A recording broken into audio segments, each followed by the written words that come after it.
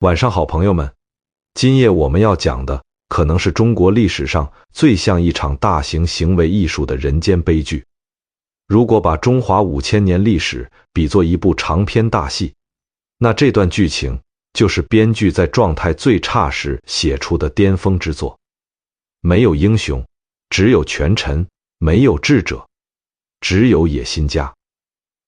这是一个关于毁灭的故事，一段被后世称为八王之乱的噩梦。请系好安全带，我们即将驶入一条通往深渊的单向道路，高光前置。这是一场没有赢家的零和游戏。贾南风死了，司马伦死了，司马控死了，司马控死了，司马颖死了，司马颖死了，司马控死了，司马越死了，那位智力有限的皇帝司马衷也死了。司马家族用3代人积累的精锐部队，用半个世纪建立的中央权威，就在这场毫无意义的内耗中被挥霍殆尽。他们为了争夺一张龙椅，最后亲手打碎了整个帝国。当最后一缕硝烟散去，留给华夏大地的是一片荒凉的废墟，以及一个长达300年的五胡乱华黑暗时代。现在，让我们把时间拨回公元290年那个寒冬，洛阳太极殿的空气中弥漫着檀香与药味，一口巨大的金丝楠木棺材停在大殿中央，里面躺着刚刚离世的大晋开国皇帝司马炎。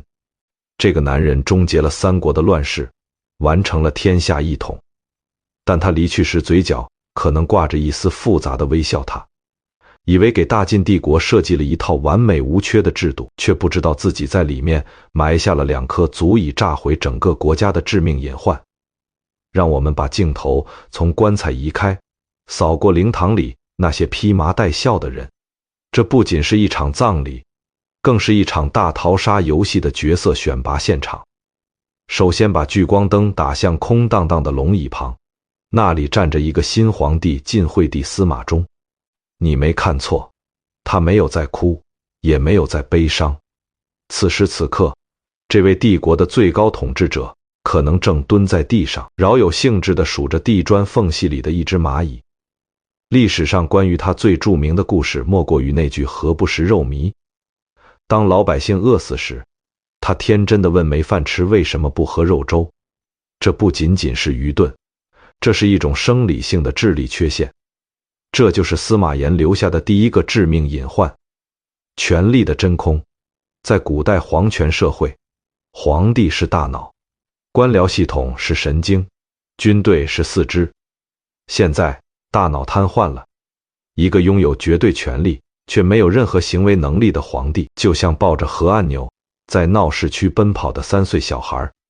他不是统治者，他是猎物，是所有野心家眼中最完美的傀儡。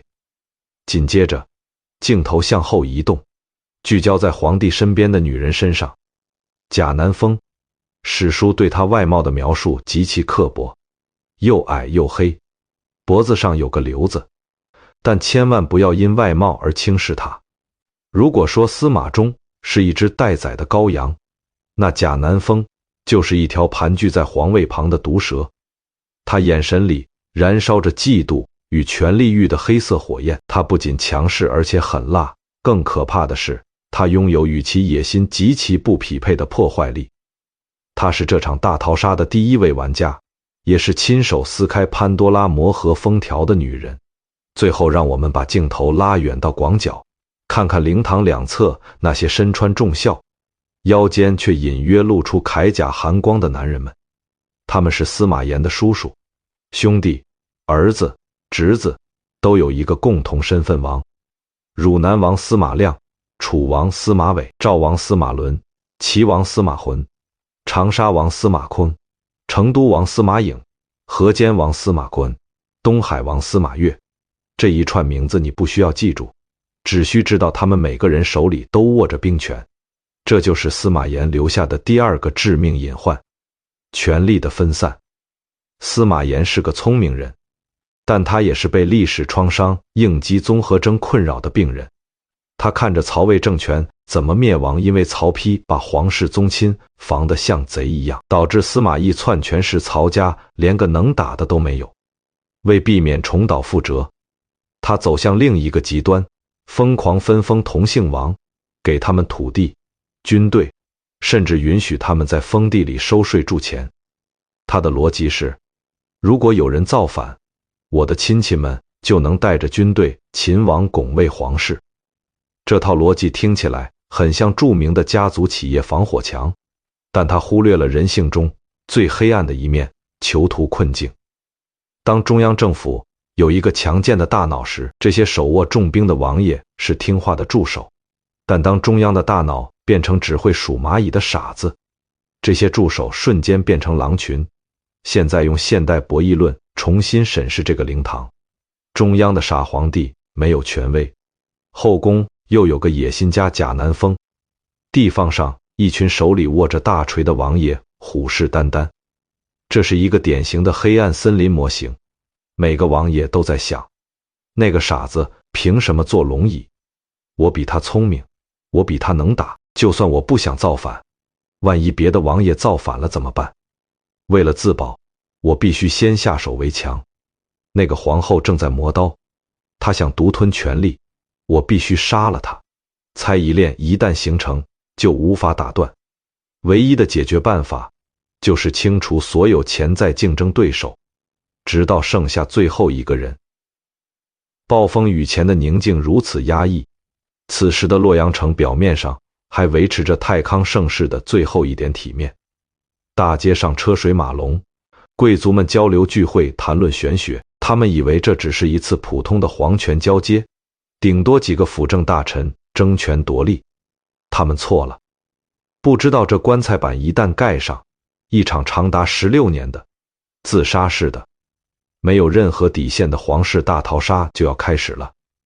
这场游戏唯一的结局，就是把华夏文明最繁华的北方大地变成白骨鹿野的废墟，把高高在上的衣冠士族像垃圾一样扫进历史堆，为即将到来的五胡乱华铺上一条血红色地毯。此时灵堂外第一声惊雷已经响起，那个挡在所有人面前最无能的辅政大臣太傅杨俊，贾南风的杀父仇人，傻皇帝的外公，正洋洋得意把持朝政。他以为自己是权臣，其实只是用来祭旗的牺牲品。贾南风站在阴影里，手里握紧了看不见的匕首，向远在荆州的年轻王爷楚王司马玮发出了第一封密信，翻译成现代文只有4个字：进京除敌。潘多拉的魔盒开了。如果说司马炎的葬礼是这场大逃杀的开机仪式，那接下来几年就是贾南风一个人的独角戏。很多野史把贾南风描绘成只知道嫉妒和淫乱的疯女人，这是极大的误解。能在司马家这群老狐狸中间杀出一条血路，贾南风的智商绝对是顶级的。他最大的问题不是蠢，而是狠一种没有边界、没有底线，为了权力可以把天捅个窟窿的纯粹的狠。公元291年春天，洛阳城飘荡着不安的气息。此时把持朝政的是太傅杨俊，他最大的特点是平庸且自大，把所有大权抓在手里，生怕别人抢走，连上厕所都要把印章挂在裤腰带上。但他忘了面对的不是讲道理的儒生，而是一群恶狼。贾南风出手了，第一招叫引狼入室。他偷偷联络远在荆州的楚王司马玮。司马玮年轻、冲动、直接，简直就是他手中最完美的刀。接到密信后，司马玮立刻带兵星夜兼程赶回洛阳。政变那天晚上，皇宫大门紧闭，贾南风以皇帝名义下诏，杨俊谋反。这简直是贼喊捉贼的最高境界。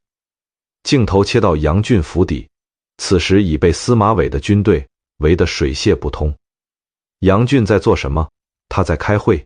即便刀架在脖子上，这位太傅大人还在和幕僚讨论云龙门有火光，我们是不是先派人去问问怎么回事？他的幕僚绝望地喊：大人，人家是来杀头的，赶紧烧了云龙门突围吧。杨俊竟然说，云龙门是文帝建造的，怎么能烧呢？这就是西晋高层的现状，迂腐低能，完全没有危机处理能力。结果可想而知，楚王士兵冲进府邸，迅速清除了杨俊和数千名党羽。杨俊躲在马厩里，被乱矛刺死。这一夜，洛阳流的血把护城河都染红了，但贾南风站在皇宫高台，看着远处火光，脸上没有一丝表情。他知道这只是热身，杨俊死了，但权力并没完全落到贾南风手里。新的辅政大臣是汝南王司马亮和元老尉。司马亮是司马懿的第四子，辈分极高。两个老头子一个比一个精，他们看不起贾南风，更想削弱楚王司马伟的兵权。贾南风冷笑一声，决定再玩一次借刀杀人。这次是连环套，一天深夜，他再次伪造诏书送到楚王司马伟手里。诏书内容令人热血沸腾，汝南王和魏图谋不轨，现免除一切职务，请楚王立刻带兵讨伐。年轻的司马伟热血上涌，觉得自己是皇帝最信任的剑，正义的化身。二话不说，带着军队包围两位老臣的府邸。这一夜更加惨烈，汝南王司马亮这位80多岁的老王爷被士兵从床上拖下来，绝望地喊着：“我对大晋忠心耿耿。”回答他的是乱兵刀剑。据说他死时耳朵和鼻子都被割了下来。魏累，那位当年参与灭蜀的名臣，全家被灭门。天亮了，司马伟站在血泊中，觉得自己立下盖世奇功，但他错了，他只是一块用完即弃的抹布。就在他还在擦拭剑上血迹时，另一道诏书从皇宫传出：楚王司马伟矫诏杀人，擅杀大臣，罪大恶极，力斩司马伟。懵了，他拿着那份让他杀人的密诏，声嘶力竭地喊：“是你们让我杀的，这是皇帝的命令啊！”但没人听他的。那个把诏书交给他的太监当众宣读处决令，刚才还跟着他杀人的士兵瞬间调转枪头，把他绑起来。刑场上，司马伟从怀里掏出那封纸诏书，哭着说：“这真的是皇上的意思，我冤枉啊！”监斩官看着他，眼神里满是怜悯，或者说嘲讽，谁都知道那是真的，但在政治上那必须是假的。随刽子手手起刀落，贾南风完成了他的黑吃黑闭环。让我们复盘一下贾南风的这波操作。第一步，利用司马伟杀了杨俊，除掉外戚。第二步，利用司马伟杀了司马亮和魏，除掉元老。第三步，利用法律杀了司马伟，除掉权臣，一石三鸟，干脆利落。整个朝堂再也没有人敢反对他。傻皇帝司马衷依然坐在龙椅上数蚂蚁，而贾南风成了这个帝国实际上的掌权者。这看起来是完美胜利，但在现代政治学看来，这其实是政治底线的一次彻底崩塌。贾南风向全天下传递了一个极其危险的信号：只要你掌握了皇帝，哪怕他是个傻子，你就可以随意伪造诏书；只要你有诏书，你就可以合法杀掉任何一个重臣甚至亲王。诏书，这个曾经代表至高无上皇权信用和法律威严的文件，变成了一张随意使用的工具。贾南风以为他是棋手在下一盘棋，但他不知道，他只是推倒了第一块多米诺骨牌。他用暴力和谎言破坏了游戏规则，那接下来的玩家就会用更极端的暴力和更无耻的谎言来回敬他。此时的洛阳城表面上恢复平静，贾南风开始了长达9年的专权统治。这9年被称为元康之治，看起来似乎不错，但这只是暴风雨眼中短暂的宁静。因为在这个帝国的边缘，在那一个个封国里，还有6个王爷正冷冷地看着洛阳。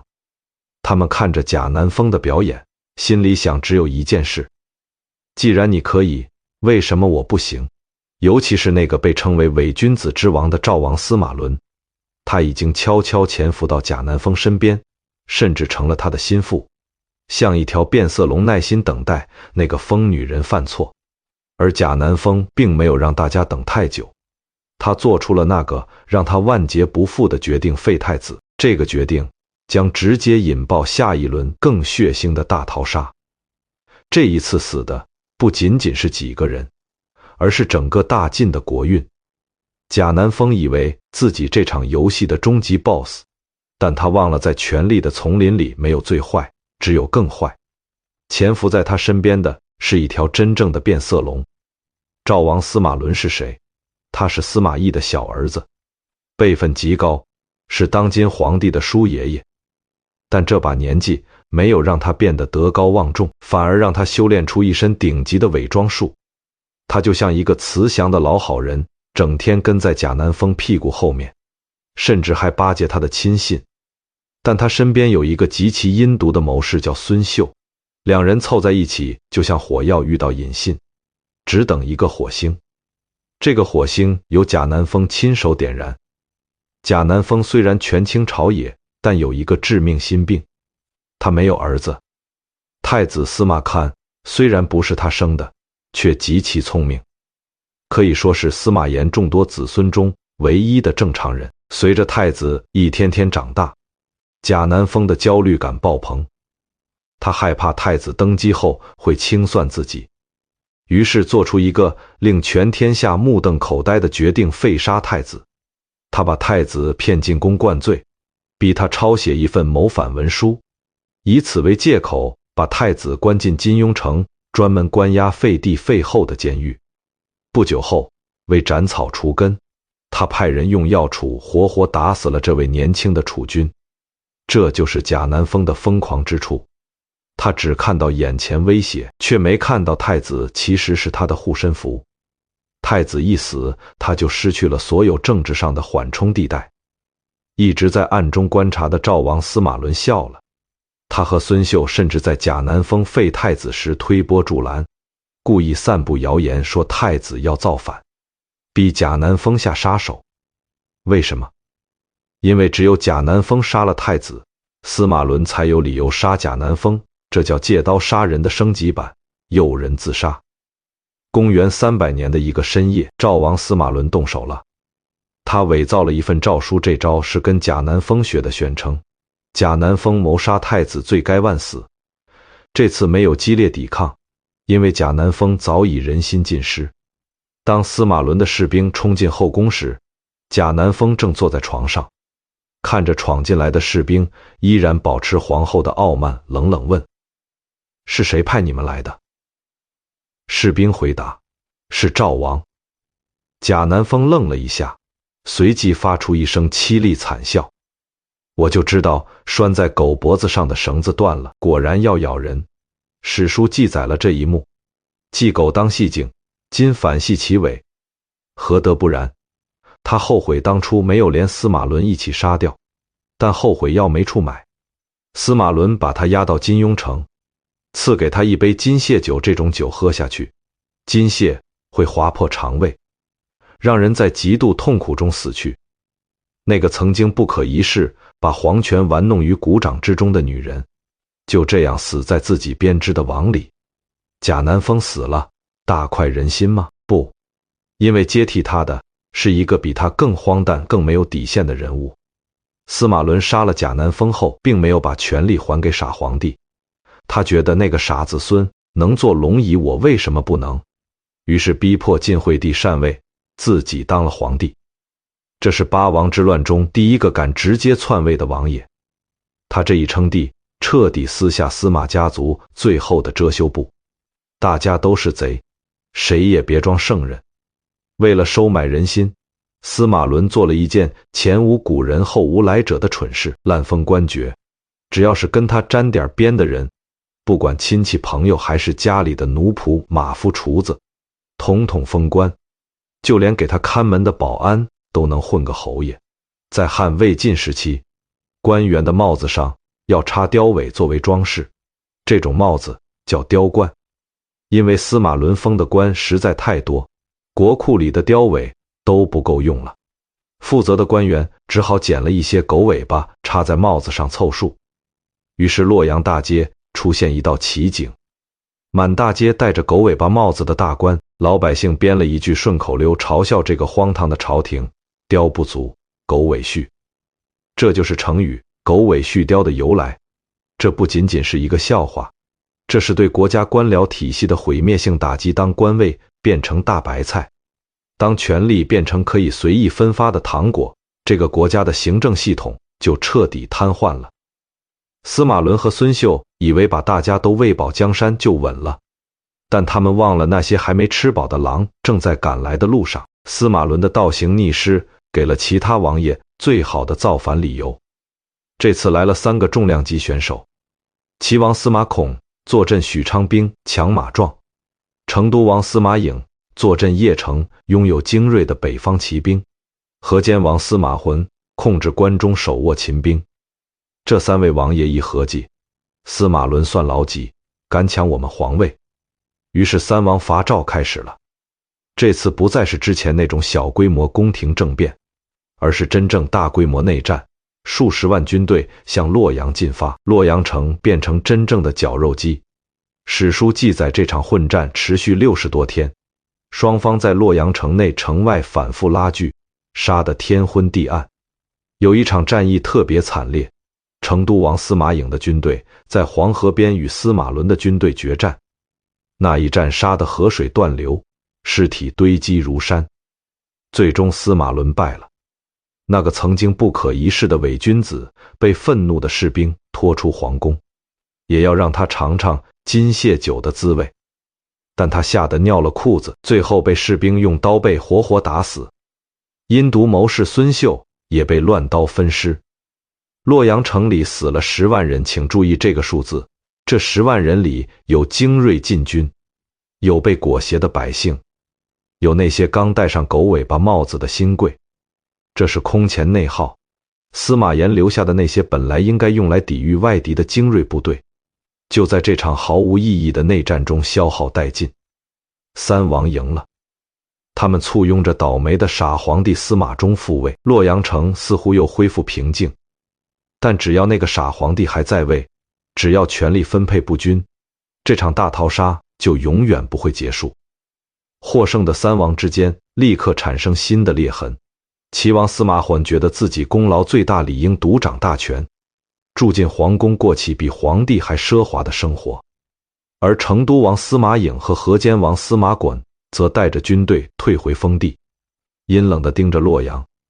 他们就像3只刚刚分食完尸体的秃鹫，擦了擦嘴角的血，开始互相打量对方身上的肉。下一轮厮杀已在酝酿，而且将更加惨烈，因为一个新的狠角色东海王司马越即将登场。更可怕的是，那些在旁边看了半天戏的胡人终于看懂了游戏规则，开始意识到这群晋朝王爷不过是一群只会窝里斗的废物。那把悬在华夏文明头顶的达摩克利斯之剑终于要落下来了。司马伦死了，洛阳城的血迹还没干透，新的赌局就开始了。这次坐庄的是齐王司马弘。按理说司马弘是打着匡扶社稷旗号进京的，应该吸取教训吧。不，权力就像一剂强效致幻剂，一旦沾上智商，立刻归零。司马团住进了比皇宫还大的府邸，每天的日常就是喝酒、看美女、打压异议者。他以为自己是救世主，其实在别人眼里他就是下一头待宰的肥猪。果然仅仅1年后，河间王司马干和成都王司马颖这对搞事双人组再次起兵。洛阳城内长沙王司马寇作为内应发动政变，杀了司马孔。现在舞台中央只剩下一个人，长沙王司马控。这里必须给司马控一个特写。在8王这群人物里，他可能是唯一还算有点人味的。他掌权期间居然真的在努力维持朝政，甚至对那个傻皇帝还挺尊重。但这恰恰是他最大的弱点，在狼群里，一只试图讲道理的羊是活不长的。公元303年，河间王和成都王不干了，他们觉得司马廓不够意思，怎么能独吞胜利果实呢？于是史上最惨烈的二王伐洛爆发了。这是一场真正意义上的血肉磨盘。城外是20多万虎狼之师，领兵的将领叫张方，记住这个名字，他是个真正的狠角色。城内是苦苦支撑的司马控的。这场仗打得有多惨？史书记载，双方在洛阳城下死磕了整整几个月，死伤6、7万人。司马德虽然兵少，但指挥若定，居然数次击退张方的进攻。最危急时，洛阳城里断粮了，13岁孩子都得拿起武器上城墙。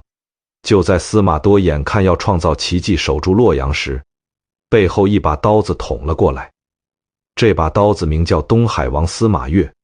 司马越当时就在洛阳城里，看着城外2路大军，心里小算盘打得飞快。再这么打下去，就算赢了我也没好处，万一输了得跟着陪葬。于是一个月黑风高的夜晚，司马越带着一群禁军偷偷摸进皇宫，绑架了正在指挥作战的司马廓。司马廓难以置信地看着这个堂兄弟，我在这里拼命保护社稷，你为什么要害我？司马越没有回答，冷冷地下令把司马贡送给城外的张方作为投名状。接下来的这一幕彻底击穿了人类文明的底线。张方这个以残暴著称的将领，即便抓到了司马控，也觉得这是个烫手山芋，放也不是，杀也不是。他想出一个绝户计，火刑。他把司马抗的绑在一根烧红的铜柱上，也有说直接扔进火堆里。你可以想象那种惨叫声，那是一个大晋亲王，一个刚刚还在保卫首都的英雄，此刻却在烈火中被活活烧死。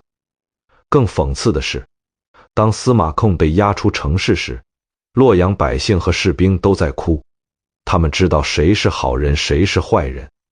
但在那个年代，好人唯一的下场就是变成一堆焦炭。司马控死了，洛阳城破了，那个傻皇帝司马衷再次沦为战利品，被各路王爷抢来抢去。今天被带到长安，明天被带回洛阳，后天又被带到邺城。他就像一个破布娃娃，被一群疯狗撕扯着。但他虽然傻，却并非没有心。在这一连串动荡中，发生了一场著名战役——荡阴之战。那是东海王司马越，就是那个烧死司马控的内鬼，挟持着皇帝去攻打成都王司马颖。结果司马越军事指挥能力太烂，大军在荡阴被击溃。那一刻战场上一片混乱，所有王爷、将军、士兵都在没命逃跑，只有一个人孤零零留在了战场中央，那就是坐在玉辇上的皇帝司马衷。箭如雨下，无数支羽箭射在玉辇上，甚至射中了皇帝的脸颊，鲜血顺脸流下，染红了龙袍。这时候所有百官都跑光了，只有一个叫姬绍的始终坚定站在皇帝面前。姬绍是谁？如果你还记得那个在刑场上弹奏广陵散的嵇康，姬绍就是嵇康的儿子。多么宿命的轮回，父亲嵇康被司马家杀了，儿子姬绍却在用生命保护司马家的皇帝。姬绍张开双臂，用自己的身体为皇帝挡住乱兵刀剑，鲜血喷涌而出，溅了司马衷一身。姬绍死了。战后，当那些逃跑的士兵重新把皇帝找回来，准备给他换衣服时，这个平日里只会数蚂蚁的傻皇帝突然死死护住那件沾满血迹的龙袍，看着那些大臣，说出了他这一生中最清醒也最令人心碎的一句话：此姬室中血，勿去。翻译过来就是，这是姬室中的血，不要洗掉。这句话穿越1700年的时光，至今读来依然让人感到一种窒息般的悲凉。在这个傻皇帝浑浊的世界里，他可能分不清谁是忠臣，谁是奸臣，但他认得血，认得那种为了保护他而流出的滚烫的血。这是姬绍的血，也是魏晋风骨最后的一抹余晖。随着内战升级，灾难终于从皇室蔓延到每一个普通人身上。张方，那个烧死司马孔的恶魔，在洛阳城里干出了更令人发指的事情。因为缺粮，他开始掠夺人口充当军粮，这不是比喻，是真的把人当成粮食。当他带着皇帝从洛阳撤退到长安时，因为带不走洛阳宫殿，他下令烧毁，就像当年董卓一样。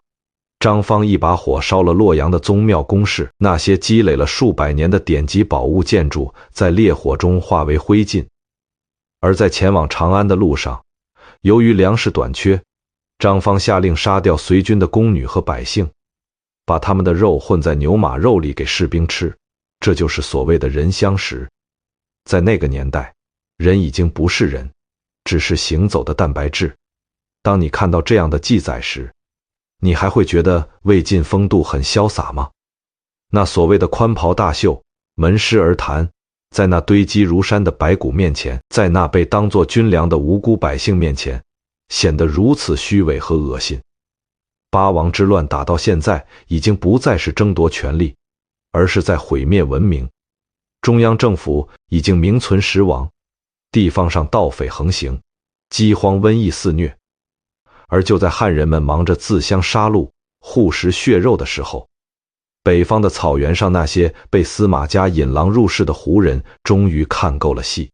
匈奴人刘渊在左国城登基称帝，建立汉诏。羯族人石勒带着他的18骑开始在河北大地纵横驰骋，他们看着那个残破不堪的大晋帝国，眼神里不再有敬畏，只有贪婪与取而代之。那把悬在华夏文明头顶的达摩克利斯之剑终于落下来了。如果说之前的杀戮还只是司马家内部问题，那么到了公元304年，这场内战的性质发生了质变，就像一个赌徒在牌桌上输红眼，不仅输光自己的钱，还开始变卖祖产，甚至不惜把强盗请进家里帮忙打架。经过10几年互相绞杀，司马家王爷们突然发现一个尴尬事实，没兵了。司马炎当年留下的中央禁军，地方精锐，在洛阳城下，在长安城外，在荡阴战场上，已经变成一堆堆无人收敛的白骨。但战争还得继续，权力的诱惑还在。王爷们想到一个绝妙主意，战争外包。既然汉人打光了，那就用胡人，反正他们能骑善射，而且便宜，给点钱粮就卖命。于是我们看到中国历史上最荒诞的一幕，大晋亲王们争先恐后向那些曾经被视为蛮夷的部落发出邀请函，镜头给到成都王司马颖。此时他虽然坐镇邺城，看似兵强马壮，实际上已是强弩之末。面对东海王司马越和幽州刺史王浚的夹击，司马颖急了。王浚这货也不是好鸟，鲜卑人就是他引进来的。司马颖把目光投向一个人，刘渊。刘渊是匈奴大单于，也是汉化的匈奴贵族，之前一直被扣在洛阳当人质，装得比汉人还像汉人。司马颖对刘渊说：“老刘，你回部落去帮我招募5部匈奴骑兵来打仗。”刘渊心里乐开了花，他等这一天等了几十年。他表面上痛哭流涕表示忠心，实际上拿到放行条的那一刻就知道大晋完了，匈奴的机会来了。刘渊一回到山西老家，立刻私下伪装，他不再是唯唯诺诺的人质，他是汉王，是匈奴的复兴者。短短20天，他就拉起5万骑兵，但这支军队没有去救司马颖，反而调转马头，开始在山西攻城略地，建立自己的政权汉赵，也称前赵。司马颖亲手放出的这头猛虎，第一口咬的就是他自己。如果说刘渊是主动引狼，那么石勒的崛起就是逼民反的经典案例。镜头给到并州，这里的刺史叫司马腾，是东海王司马越的亲弟弟。这哥们儿打仗不行，搞钱却是一把好手。为了筹集军费，他干了一件丧尽天良的事，贩卖人口。他把山西境内的胡人抓起来，当成奴隶卖到山东去种地。在这些被带上枷锁像牲口一样驱赶的奴隶队伍里，有一个身材高大、目光如炬的羯族青年，他叫石勒。此时的他还只是一个为了活命而挣扎的奴隶，但在那漫长的流放路上，看着同伴一个个累死、饿死、被打死，仇恨的种子在他心里疯狂生长。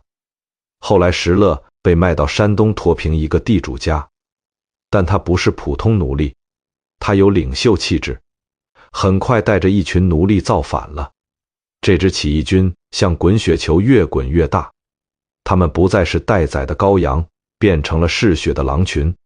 石勒投奔刘渊，成为其手下最锋利的一把刀。这把刀不仅砍下无数禁军头颅，更砍断了整个北方的汉人根基。石勒后来建立了后赵，他的一生就是一部从奴隶到皇帝的血腥奋斗史。而这一切的源头，仅仅是因为那个叫司马腾的蠢货想赚点军费。请注意，这是一个极其重要的历史时刻。在此之前，胡人虽然彪悍，但对中原王朝始终存有敬畏。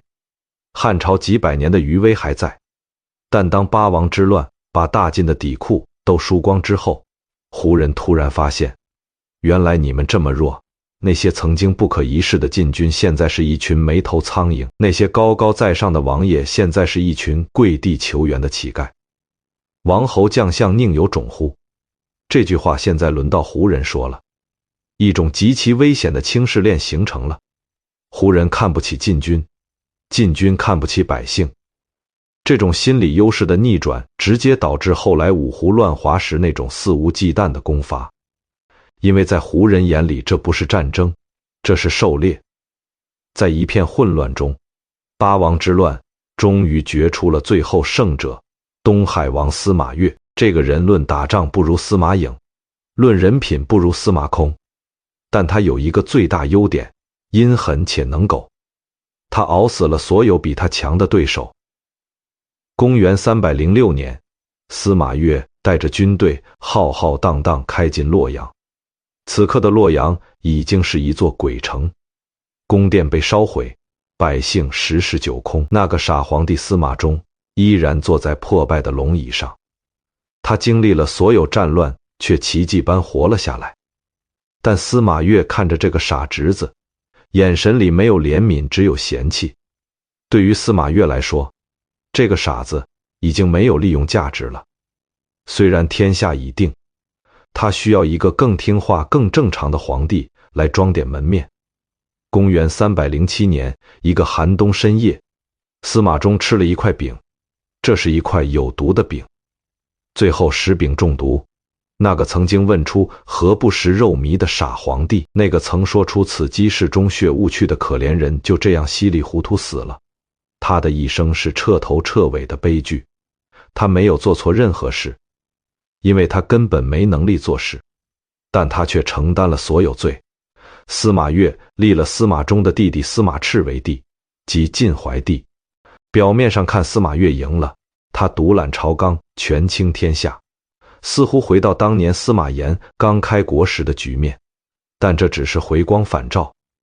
司马越屁股底下坐着的不是龙椅，而是一座即将爆发的活火山。在北方，刘渊的汉赵政权已经成型，匈奴铁骑正在集结。在河北，石勒的流寇大军正在横扫一切。在朝堂内部，新皇帝并不甘心做傀儡，正在暗中积蓄力量。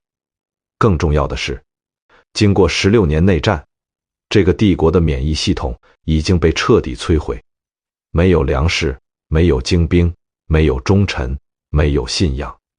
当第一缕来自草原的狼烟在洛阳城头升起时，司马越才惊恐地发现，他赢了一个寂寞。他费尽心机抢到手的不过是一艘正在沉没的泰坦尼克号，而冰山已经撞上来了。公元311年春天，大晋帝国的最后一位实权人物东海王司马越死了。他不是战死的，也不是被刺杀的，他是被吓死的。当他发现北方的刘渊已经称帝，河北的石勒势如破竹，洛阳城内的皇帝又在密谋除掉他时，这位一生都在算计别人的阴谋家终于崩溃了。他在项城的军营里忧惧成疾，在一片绝望中咽下最后一口气。司马越的死标志着八王之乱彻底画上句号。这8个野心勃勃的王爷死的死，残的残，最后一个也没落下好下场。但对于大晋帝国来说，真正的噩梦才刚刚开始。司马越虽然死了，但他还带走了晋朝最后一点家底，一支由10万禁军和无数王公贵族组成的庞大队伍，正护送着他的灵柩，准备逃往东海国安葬。这是一支极其荒诞的送葬队伍，不仅有司马越的棺材，还有太尉王衍、襄阳王司马范等一大批高官显贵，以及他们的家眷奴仆。他们带着金银细软，穿着绫罗绸缎，在河南平原上缓慢移动。与其说这是一支军队，不如说这是一次绝望的火把子游行。在他们的身后，一双饿狼般的眼睛已经盯了很久，那是石勒。公元311年4月，石勒的轻骑兵在宁平城追上了这支臃肿的队伍。如果这还是一场正常战争，10万禁军依托城池，或许还有一战之力。但这不是战争，这是狩猎。石勒根本没有给禁军列阵的机会，他的骑兵像黑色旋风从四面八方围上来。此时的禁军指挥官是谁？是太尉王衍。这个一辈子只知道拿着拂尘谈论虚无与空的玄学大师，面对呼啸而来铁骑，他做出一个让所有人目瞪口呆的决定：不战不逃，大家挤在一起。10万大军就像一群被牧羊犬驱赶的羊，挤在狭小包围圈里，人挤人，马踩马，连转身都困难。石勒看着这群待宰羔羊，冷酷地下达命令：射！万箭齐发。这不是比喻，是真的万箭齐发。箭矢像黑色乌云笼罩下来，密集箭矢射穿丝绸，射穿皮肤，射穿那些高贵的头颅。没有反抗，只有惨叫和踩踏。几个时辰后，宁平城的原野上堆满尸体，10万王公贵族、禁军精锐全军覆没。这是西晋正规军最后的毁灭，也是华夏文明史上最惨烈的一幕之一。那些曾经在洛阳城里不可一世的世家大族，那些自诩高贵的血统，在这一刻变得一文不值。司马越的棺材被劈开，尸体被拖出来焚烧。石勒看着熊熊火焰，对这群死人说了一句极具侮辱性的话：就是这个人搞乱了天下，我不烧他的骨头，怎么对得起天下人？在这场大屠杀中，有几个人活下来成为俘虏，其中就包括太尉王衍。让我们把镜头给到这位名满天下的清谈教父。此时他早已没有平日云淡风轻的神仙风度，衣衫不整，头发散乱，跪在石勒帐篷里瑟瑟发抖。石勒对他倒是挺客气，毕竟在那个年代王衍名气太大，他是氏族精神领袖，是偶像。石勒问他，大晋为什么会变成这样？如果是一个有骨气的儒生，此刻应该痛斥胡人或反思朝政，然后慷慨就义。但王衍没有，他开启甩锅表演。哎呀，大王，我虽然年轻时就当官，但我其实根本不想管事。我这辈子最大愿望就是隐居山林，这天下的乱子跟我一点关系都没有。不仅如此，为了活命，他甚至开始给石勒出主意：大王您英明神武，不如直接称帝吧，我愿意带头劝进。石勒听着听着，脸上的笑容消失了，取而代之的是一种深深的鄙夷。连一个没读过几本书的羯族奴隶都看不起这种没有脊梁骨的所谓名士。石勒转过头对身边谋士孔等说：君名盖四海，身居重任，少壮登朝至于白首，何得言不遇，事事邪，破坏天下，正是君罪。翻译过来就是：你王衍名气那么大，当了一辈子高官，从年轻混到头发白，你怎么有脸说自己没参与政事？天下烂成这个样子，就是你们这帮尸位素餐的人害的。这句话如同一记响亮耳光，狠狠抽在所有西晋士大夫脸上，不仅抽掉了王衍的遮羞布，也抽掉了整个魏晋玄学那层虚伪画皮。所谓的清谈，所谓风度，在国家危亡面前，如果不能转化为救世力量，那就是一种罪恶。石勒不想杀王衍，觉得脏了自己的刀。那天晚上，石勒让人推倒一面墙，把王衍和被俘的晋朝王爷们活活压死。王衍在临死前终于说了一句人话：呜呼！吾曹虽不如古人，相若不祖上夫须，戮力以匡天下，犹可不至今日。晚了，一切都晚了。宁平城之战不仅仅是一场军事惨败，它更是一个象征。西晋的脊梁骨在这里被彻底打断，那些本来应该承担起国家责任的精英阶层，要么死在乱箭之下，要么死在自己的懦弱之下。随着这10万人的覆灭，洛阳城彻底变成一座孤岛。坐在龙椅上的晋怀帝司马炽，此时真的成了孤家寡人，手里没有一兵一卒，只有满朝文武绝望的眼神。在北方的地平线上，刘聪的匈奴大军已经整装待发，这次他们不再是来抢劫的，他们是来灭国的。华夏文明即将迎来最黑暗的一天，永嘉之乱。那将是一场怎样的人间地狱？我们的故事讲完了。那场始于司马炎灵堂，终于宁平城荒野的八王之乱终于落下帷幕。这是一场跨度长达16年的噩梦。洛阳城几度易手，皇宫数次被焚，10几位王爷轮番上场，又相继惨死。回顾这场大逃杀，会发现一个令人窒息的真相：这是一场没有胜利者的零和游戏。贾南风死了，司马伦死了，司马孔死了，司马孔死了，司马孔的死了，司马颖死了，司马亘死了，司马越死了，傻皇帝司马衷也死了。司马家族用3代人积累的精锐部队，用半个世纪建立的中央权威，就在这毫无意义的内耗中被挥霍得干干净净。他们为了争夺那一张龙椅，最后却亲手打碎了整个帝国。当最后一缕硝烟散去，留给华夏大地的是一片白骨鹿野的废墟，是一个长达300年的五胡乱华时代。站在1700多年后的今天，回望那段历史，不禁要问为什么？为什么一个刚刚统一3国、看似强大的王朝会如此迅速自我毁灭？答案或许就藏在2个词里：权力的私有化和精英的堕落。司马炎以为把权力分给自家人就能保住江山，但他忘了权力是一种具有极强腐蚀性的毒药。当权力失去制约，当权情让位于利益，即使是亲兄弟也会变成最凶残的仇敌。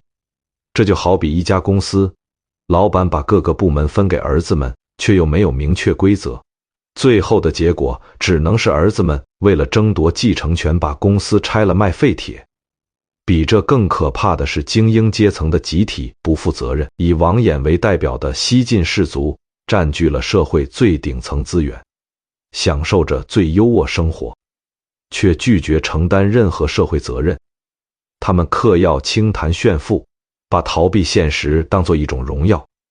当国家需要他们站出来时，要么像王衍那样甩锅，要么像石崇那样只顾守住自己钱袋子。一个社会如果他的精英阶层烂掉了，那无论底层百姓多么勤劳，军队多么庞大，他的崩溃都只是时间问题。八王之乱就是给所有既得利益者敲响的一记丧钟。当你不再为社会创造价值，而只是像寄生虫一样吸血时，宿主死亡那一刻，你也必将随之灭亡。但是即使在最黑暗的废墟中，我们也依然能看到微弱光芒。在那场大动荡中，还有嵇绍那样用鲜血染红龙袍的忠臣，还有刘文那样在孤城中吹响胡篾，试图唤醒良知的英雄，还有祖期那样闻鸡起舞，立志北伐的志士。正是这些微弱火种，在后来的漫漫长夜里照亮了华夏文明前行的路。他们告诉我们，哪怕世界崩塌，哪怕身处地狱，人依然可以选择高贵的活着，或高贵的死去。现在让我们把目光从那段沉重历史收回来。洛阳战火早已熄灭，那些疯狂的王爷、贪婪的皇后、无奈的皇帝，都变成了史书上冰冷的名字。那座曾经繁华的太极殿，如今或许只是一片长满荒草的土丘。那些惊心动魄的权谋和撕心裂肺的哭喊，都已被时间长河冲刷无踪。历史的车轮滚滚向前，碾碎了无数人的梦，但也铺平了我们今天的路。今夜，当你躺在温暖床榻上，看着窗外平静月光，请深吸一口气。你不需要担心明天会有军队冲进家门，不需要担心为了活命而被迫吃人，更不需要担心因为说错一句话就被夷三族。这份安宁是无数先人用血泪换来的，也是这个时代最宝贵的财富。放下心中的焦虑吧，无论你在职场上遇到什么不公，无论你在生活中遭遇什么挫折，比起那个人命如草芥的时代，我们依然是幸运的。我们的梦是完整的，是安宁的。愿你在梦中能看到一个不再有杀戮、不再有背叛的清明世界。晚安，朋友们，睡个好觉。